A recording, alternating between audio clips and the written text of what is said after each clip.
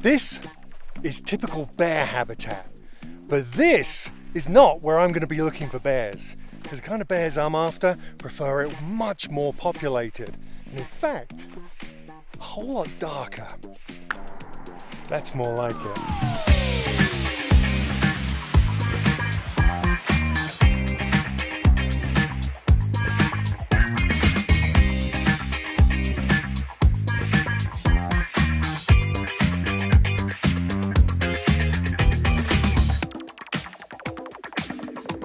What's crazy about these bears is how something so big, some of these bears can be between 300 and 400 pounds.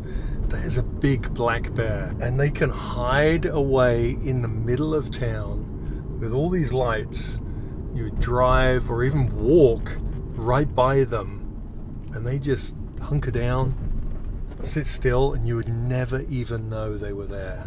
Bears typically spend their time foraging around natural habitat, which is forests and mountain areas. They follow seasonal changes to find different food sources. In the spring, they can be commonly found by wetlands and early green-up areas. In summer and fall, they'll seek out berry patches.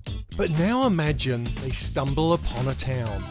And in that town, they find trash cans full of high-calorie food waste. It's now going to be really hard for that bear to consider heading up to the mountains to find a berry patch when the alternative is so rich in calories and so abundant. So guess what happens? They keep coming back for more and more. And that is why these bears are in these urban environments. I've been filming these bears for over a decade, and I see the most incredible things happening when these bears enter a neighborhood in the night trying to find trash. Why on earth would they ever go back up into the hills when they've had that high-calorie diet? So I get a really good chance to hang out with these bears and film some incredible things. I've been so successful at this that just a few weeks ago, I filmed probably the most incredible thing I've ever seen in terms of number of bears in one area. I filmed not one, not two, but 3 bears all downtown in a parking lot. Let me take you through what happened.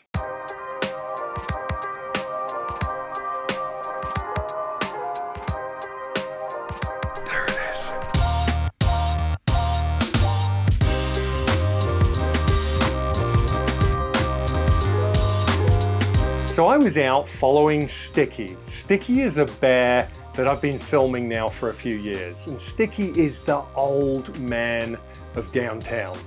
He's got some rotting teeth, his fur's all kind of ruffled up, and I named him Sticky because one day I was filming him and he got up from a pile of trash and he had the lid of a bottle stuck to his backside, and for the whole evening that bottle lid was stuck to him. I was filming Sticky with some trash beside a tree. Sticky was just minding his own business, tucking in to this trash that he'd found, when all of a sudden, here come the siblings.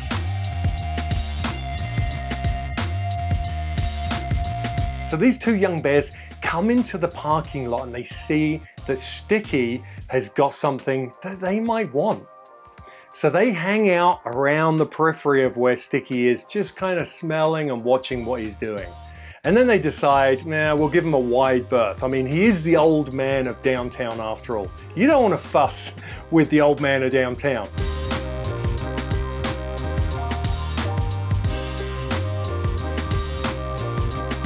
But here's what happens next. As they cross the road, in the distance appears a coyote.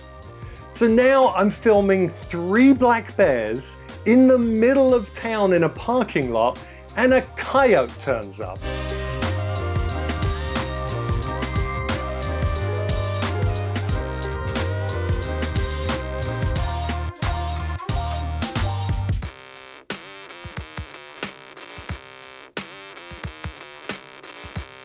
The other two bears now are thinking, hey up, we don't want to miss out on this trash. So they come back over, or one of the siblings comes back over into the parking lot. And at this point, I haven't noticed that Sticky's actually wandered off. So one of the siblings comes over, gets the trash that Sticky was feeding on, and it starts having a look at it, sucking on it, licking it, and checking it out. While the coyote wanders off in the distance. Now I think the coyote must have found Sticky, because suddenly the coyote comes running back out into the parking lot. And it hangs out for a little longer, but then decides, there's nothing really here for me. And so it runs around and then suddenly takes off.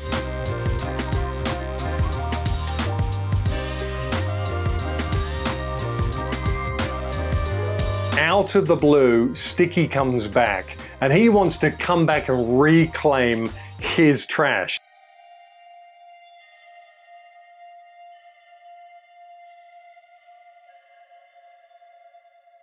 And then shortly after that, after the bears mill around a bit longer and realize they're not going to get another chance, they head off out of the parking lot into the distance and they have a little mock fight.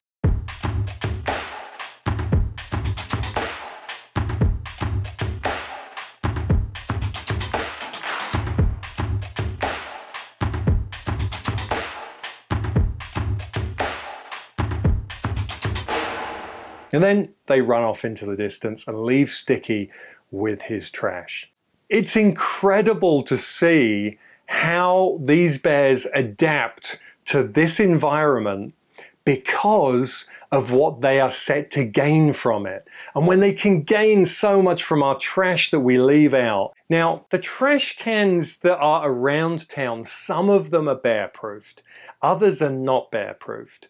And so if the trash is put properly into a bear-proof container, there's no way that the bear can get it out. But here's the problem. You need all of those trash cans to be bear-proofed if it's going to stop a bear from coming into town because it's not rewarded by the trash that it finds. But also, if you have bear-proof containers, people have got to use them right. And I see so many times bear-proof containers with the lids open, or they're closed down but the lock bar hasn't been put in place so the bear can just open them up. I see it all the time. So unless we can use those devices properly, the bears are going to continue to come down. And if the bears are there, I'm going to be there filming them because I want to document what these bears are doing while we are sleeping. If you want to see more of the antics that these black bears get up to, then hit the subscribe button, hit the notification icon, and trust me, I got a lot of footage of these black bears that you don't want to miss.